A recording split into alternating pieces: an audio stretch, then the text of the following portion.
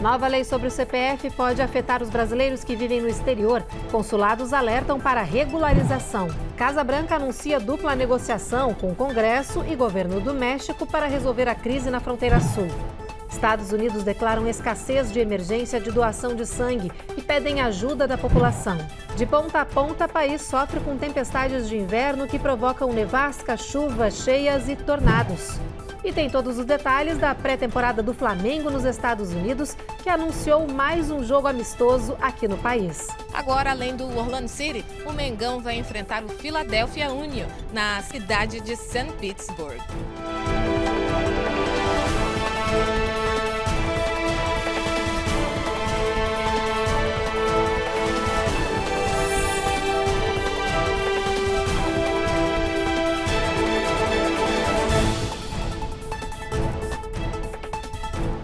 Olá, muito boa noite. Uma nova lei brasileira sobre o CPF pode afetar a vida de quem vive aqui no exterior. É que a partir deste mês está em vigor a exigência para que órgãos públicos, incluindo os consulados, peçam o CPF para prestar qualquer tipo de serviço. Por isso, atenção, é preciso regularizar o seu documento, como nos mostra a repórter Cone Rocha. A nova lei federal brasileira, que torna o CPF o único número de identificação dos cidadãos, já está valendo a partir deste mês. A orientação do governo é que todos tenham o seu CPF, mesmo aqueles que vivem fora do Brasil e não planejam voltar.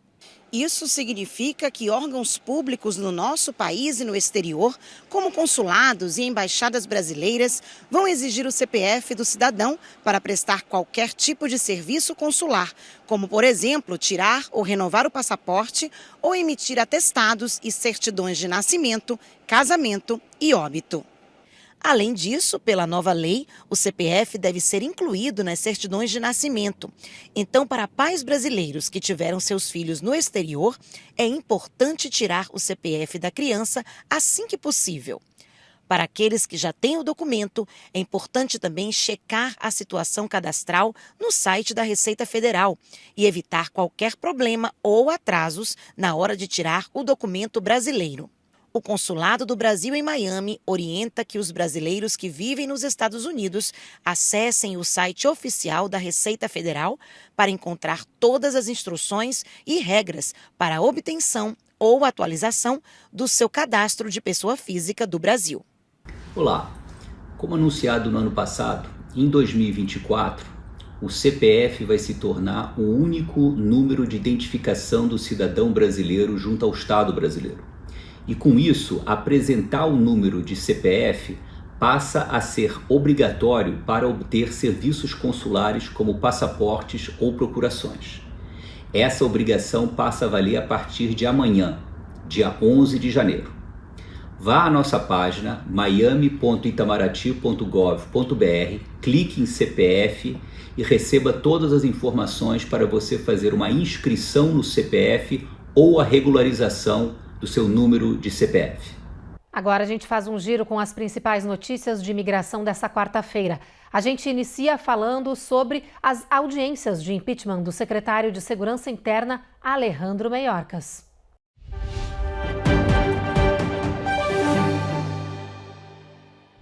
O Comitê de Segurança Interna do Congresso já realizou a primeira audiência do processo, que tem como objetivo analisar se o secretário de Imigração deve ou não ser expulso do governo. Os republicanos têm pressionado para acusar Alejandro Mayorkas de desvios de deveres.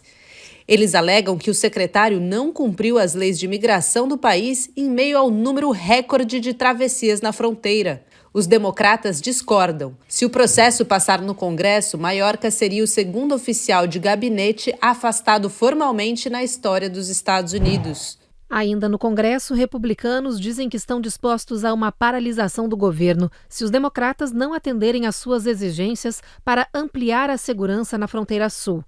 O grupo de políticos da oposição diz que usar a tática de parar o governo em um shutdown é uma ótima estratégia de negociação para pressionar a Casa Branca. Neste momento, os Estados Unidos estão operando sob um plano de financiamento em duas partes. Um expira em 19 de janeiro, o outro em 2 de fevereiro. Para os conservadores, se os democratas não aceitarem o que eles querem, é quase certo que nenhum acordo orçamentário será feito até que passem esses prazos, o que faria a máquina pública parar. O governo do Texas está pressionando a Suprema Corte dos Estados Unidos para rejeitar o pedido da administração Biden para remover o arame farpado instalado na fronteira sul. É que a Casa Branca entregou um pedido de emergência na Corte Superior para que seja permitido tirar barreiras da região, alegando que elas são inconstitucionais e violam leis nacionais. Essa disputa entre Biden e o governador Abbott começou em decorrência de um processo aberto pelo Texas no ano passado para impedir agentes de patrulha de fronteira de remover os arames. O caso ainda não tem data para julgamento. Ainda nesse assunto, o secretário de Imigração dos Estados Unidos, Mayorkas, disse que nos últimos 5 meses o departamento removeu e deportou imigrantes ilegais mais do que qualquer outro período nos últimos 10 anos. Ele também reafirmou que a Casa Branca segue aumentando os esforços para conter a crise e reduzir o número recorde de travessias pela fronteira. De acordo com a administração Biden, Estados Unidos e México estão em intensas negociações para chegar a um novo acordo bilateral, que teria uma vasta lista de exigências por parte do governo mexicano, como a garantia de um repasse de milhões de dólares para países da América Central e Latina para investimentos que sejam capazes de evitar que as pessoas abandonem as suas nações. Além dessas negociações, Joe Biden ainda trabalha com o Congresso norte-americano na tentativa de conseguir aprovar uma verba adicional para enviar às cidades fronteiriças e aumentar o número de agentes nessa região do país. Depois do intervalo, tem reportagem sobre um novo relatório que revela que os Estados Unidos receberam uma nota quase de reprovação no que diz respeito aos direitos humanos.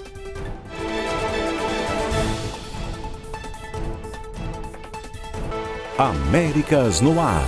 Oferecimento. Reserve Ship. Melhore agora a sua qualidade de vida.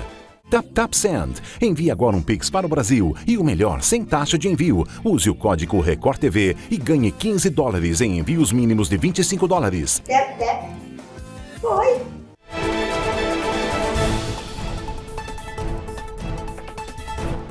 No Oriente Médio, a comitiva norte-americana segue fazendo encontros na tentativa de conseguir um acordo de paz entre Israel e Hamas. Mas o governo israelense segue com um plano de uma nova fase de bombardeios mais precisos em Gaza. Diante disso, aumenta o número de mortos no conflito e a Organização Mundial da Saúde alerta para uma piora significativa na região. Hoje, uma leva de caminhões com ajuda humanitária foi liberada para levar suprimentos para quem vive no meio desse conflito, como nos mostra o enviado especial da Record a Tel Aviv, Fábio Menegatti. Olá, boa noite.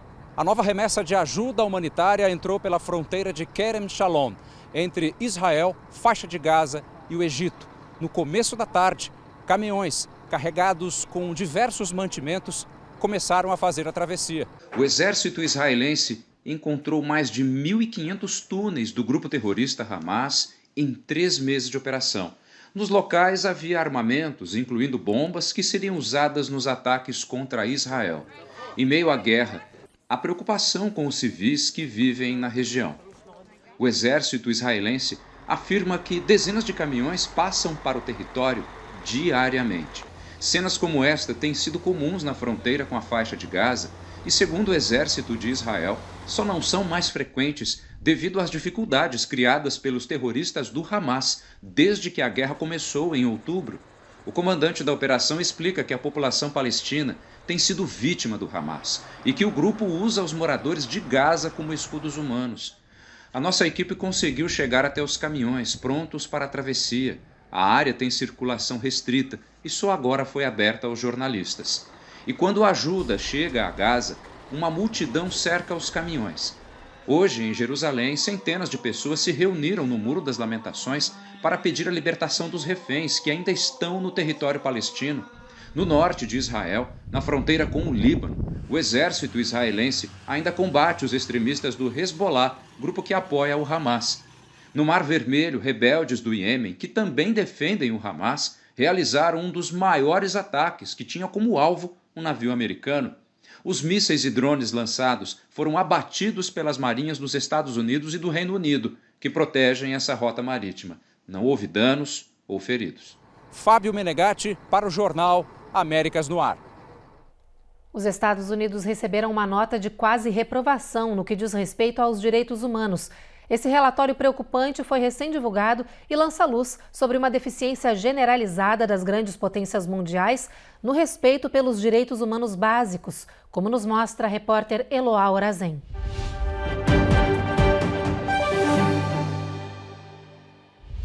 Há quem elenque países pela sua produtividade, pela sua economia e até pela sua felicidade. Pois o Global Rights Project resolveu usar os direitos humanos como métrica para ranquear nações mundo afora. Usando uma escala de pontuação de 0 a 100 para avaliar 25 categorias de direitos, a organização descobriu que 60% dos países levam nota F, já que acumulam entre 0 e 59 pontos.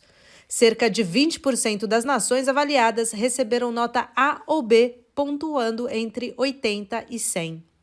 No topo da lista estão Finlândia, Austrália, Estônia, Suécia e Áustria. Na outra extremidade do ranking, como os países que mais violam os direitos humanos, estão Irã, Síria, Iêmen, Venezuela e Egito. Os Estados Unidos ficaram na posição número 59, com apenas 64 pontos e nota D.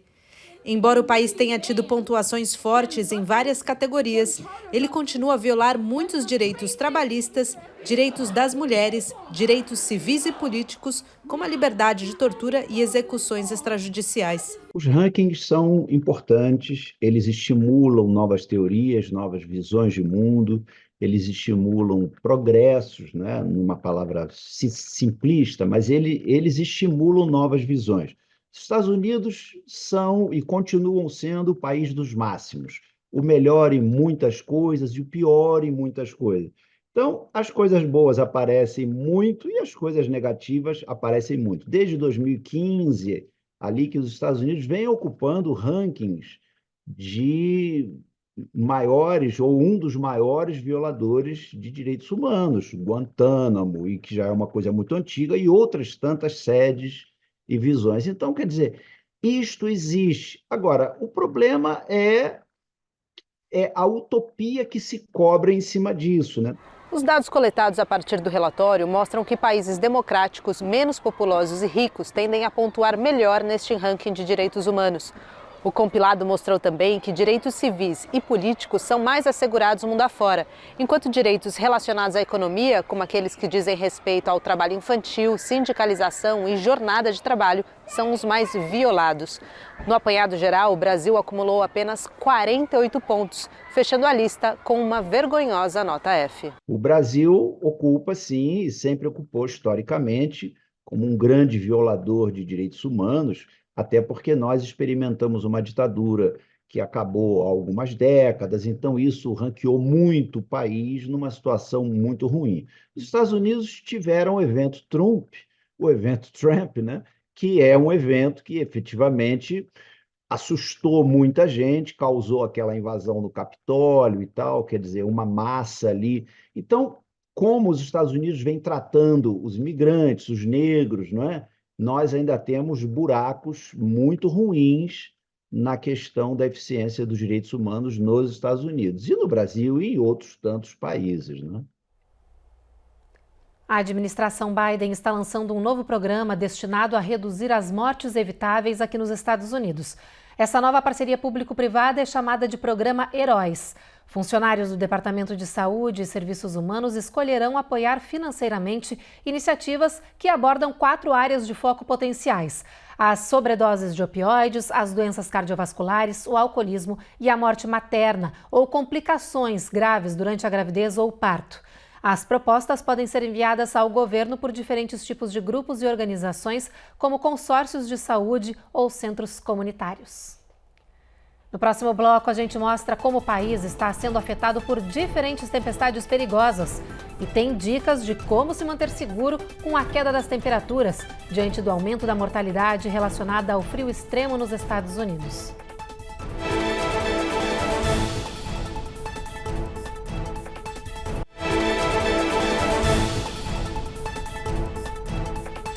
O mau tempo que atinge boa parte do país está causando dores de cabeça para os viajantes. Entre ontem e hoje, mais de 1.000 voos foram cancelados e cerca de 4.000 atrasados. A Administração Federal de Aviação ordenou uma ampla retenção de voos, sobretudo na costa leste, por causa de chuvas, ventos fortes e neve pesada. Com isso, claro, todo o país acabou sendo afetado, com cancelamentos e atrasos em escala. Além dos problemas para quem faz viagens aéreas, tem também alerta para quem usa os trens. A Amtrak está se forçando aí a cancelar alguns dos seus horários, principalmente na costa leste. E essas tempestades de inverno que atingem o país fizeram mais de 300 mil pessoas ficarem sem energia elétrica, principalmente na Geórgia, Alabama e Flórida. E olha, esse mau tempo deve seguir provocando transtornos até o final desta semana. Na Nova Inglaterra, por exemplo, milhões de pessoas estão na rota de mais neve e chuva. Quem ainda tenta se recuperar das várias polegadas de neve acumuladas nos últimos dias espera pela frente mais problemas com uma nova tempestade chegando. The ground is going to be heavily saturated from those cumulative effects. Muitas partes das áreas do nordeste do país que já estão com o solo saturado veem a água das chuvas provocarem cheias rapidamente, com a ajuda da neve que derrete. Já em estados como Nebraska, Washington, Minnesota e Kansas, a neve é empurrada com força por ventos de furacão, tornando dirigir um desafio. Os governos pedem que as pessoas evitem as estradas que estão perigosas. Makes working difficult, but I think it's a good opportunity for people to kind of stay home. Mas ao sul, estados como Flórida, Geórgia e Alabama estão sofrendo com a formação de tornados perigosos, que destruíram centenas de casas e comércios. Muitas escolas estão fechadas e milhares de pessoas não têm previsão de retorno de energia elétrica. E com todas essas tempestades, é preciso cuidado com a nossa saúde e segurança. Dados do governo mostram um aumento na mortalidade por causas relacionadas ao frio extremo aqui nos Estados Unidos. Por isso, agora a repórter Giovanna Locatelli nos traz boas dicas sobre como se manter seguro neste inverno que vai ser bem rigoroso. Ar congelante, gelo, neve. Essa combinação gelada pode prejudicar e muito a nossa saúde. Nos últimos anos, as taxas de mortalidade em todo o país foram de 8% a 12% mais elevadas durante os meses de inverno, de acordo com dados do governo. Isso significa que a população está mais vulnerável ao frio intenso, que cada vez mais é uma séria ameaça à vida. Segundo este médico da Cleveland Clinic, nesta época do ano, aumentam as visitas de emergência não só para vírus respiratórios, mas casos de hipotermia e frostbite, quando partes do corpo, sobretudo as extremidades, congelam por exposição prolongada ao frio intenso. Por isso é muito importante se manter o mais seguro possível nas regiões mais geladas do país, como aqui em Massachusetts. Uma dica importante é sempre sair de casa com proteção adequada às partes mais vulneráveis, como dedos dos pés e mãos, nariz e orelhas. Os médicos também indicam o uso de camadas de roupa, sempre com a primeira sendo aquela térmica, mas com um tecido apropriado para não impedir que a pele respire. Os médicos alertam para a importância de dar mais atenção àqueles que mais sofrem com as temperaturas frias, como crianças e idosos. Os cuidados também devem ser redobrados com quem tem problemas respiratórios, porque uma mudança súbita na temperatura e umidade pode piorar certas condições médicas, como asma, por exemplo. Então, se esse é o seu caso, tenha certeza de que você tem medicamentos suficientes em mãos. E se você usa algum dispositivo médico elétrico, certifique-se de ter uma maneira de fazer backup se a energia acabar, o que é muito comum em tempos de nevascas. Eu morei na neve 9 anos em Michigan. Eu não gostei nem um pouco. No momento que eu estava lá, eu gostei. Era realmente muito rigoroso. Eu cheguei a pegar menos 32. Nas épocas mais intensas, assim, por volta de janeiro, e tudo era um perrengue, tudo era dificuldade. As estradas ficam muito perigosas, às vezes as estradas fecham, porque é muito perigoso. Meu avião já congelou, de não poder sair, ter que descongelar avião. Eu já fiquei presa em estação de trem, porque os trilhos congelaram. É bem perrengue. Querendo ou não, eu fiquei lá 9 anos, então você aprende a viver com essa quantidade de neve, com essa quantidade de frio, E eu conheço pessoas que não ligam e pessoas que gostam. Tendo família, tendo Eu acho que criança também é uma coisa que você tendo um suporte emocional, uma vida social, ajuda muito. No próximo bloco tem previsão do tempo e a gente traz uma reportagem com os detalhes do novo jogo amistoso anunciado pelo Flamengo aqui nos Estados Unidos. E no quadro Viralizou tem uma bagunça que um filhote resgatado fez em um canil do Arizona e que acabou até em polícia.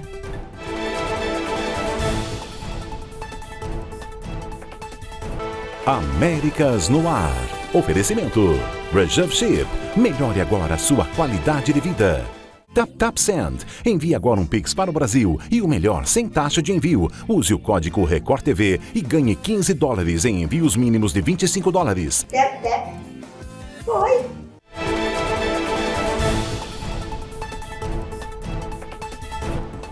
Agora olha só essa história. No Arizona, a polícia foi chamada depois de uma movimentação estranha em um canil da região. Só que quando os agentes chegaram, descobriram que o autor dessa invasão e que fez um roubo no local foi um cachorro filhote recém-resgatado. Claro que as cenas dessa farra gravadas dentro do canil viralizaram.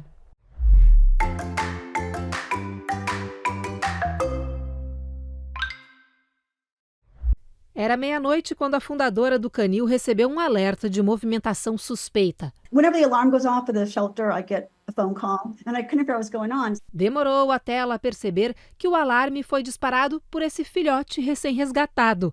Sorrateiro, o husky que recebeu o nome de King, esperou até que todos os funcionários fossem embora para escapar do canil e abrir a porta com as patas e a boca. Ele ainda tentou abrir os canis dos outros cachorros que estavam na mesma sala, mas não conseguiu. Aí foi sozinho para os corredores fazer a bagunça. Se diverte Jody lembrando da cena.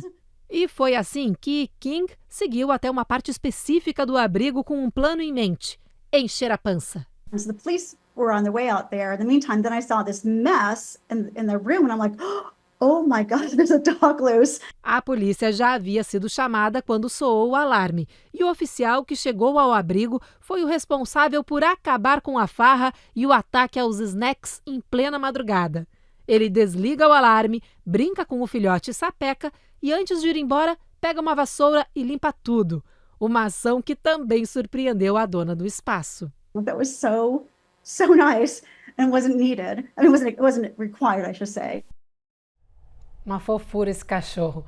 Bom, vamos dar uma olhada agora na nossa previsão do tempo, ver como estão as temperaturas em boa parte do país. Vem comigo aqui no nosso telão, gente. Olha, lá na região de Boston, a previsão é de sol entre nuvens com mínima de 32. Em Washington e Nova York, a mínima fica entre 36 e 31, com tempo encoberto. Faz sol em Norfolk e em Atlanta, tempo encoberto também, assim como na Flórida, onde tem pancadas de chuva em Tampa ao longo do dia e previsão de chuva em Miami.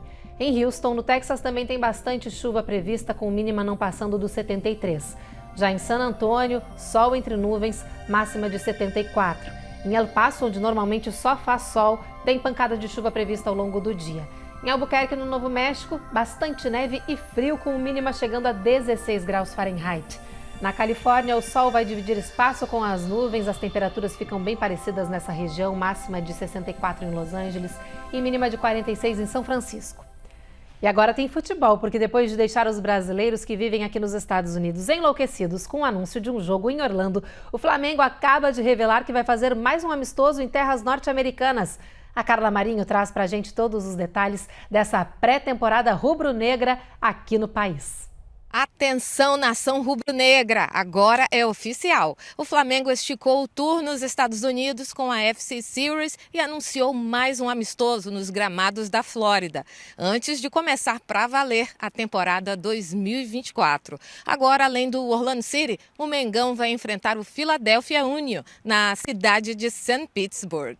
E uma onda rubro-negra promete inundar os estádios nos dias de jogo. As embaixadas e consulados do Flamengo, espalhadas pelos Estados Unidos, já estão convocando a torcida. Nação, dia 21 e 27 de janeiro agora, a Flórida vai estar vermelho e preto. E a festa não acaba por aí não. No dia 26, na véspera de sexta-feira, vamos ter uma grande festa das embaixadas e consulados do Flamengo. Nós vamos fazer no Legends, ali na International Drive, uma grande festa, um pré-jogo. Já estão confirmados Raul, campeão mundial, Williams e a Tirson. Os 2 jogaços acontecem na penúltima semana do mês de janeiro. O primeiro no dia 21 às 2h no L-Lang Stadium em St. Petersburg, contra o Philadelphia Union.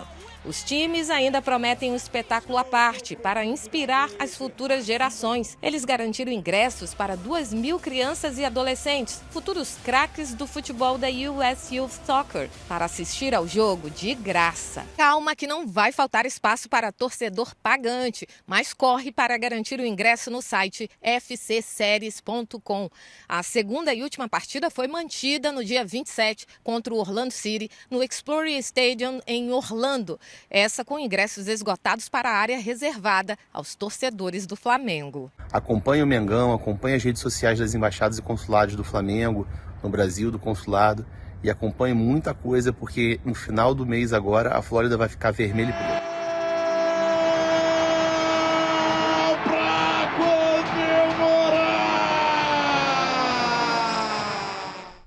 E para a alegria do nosso telespectador, fiquem tranquilos, a gente vai continuar acompanhando as novidades do Flamengo aqui nos Estados Unidos.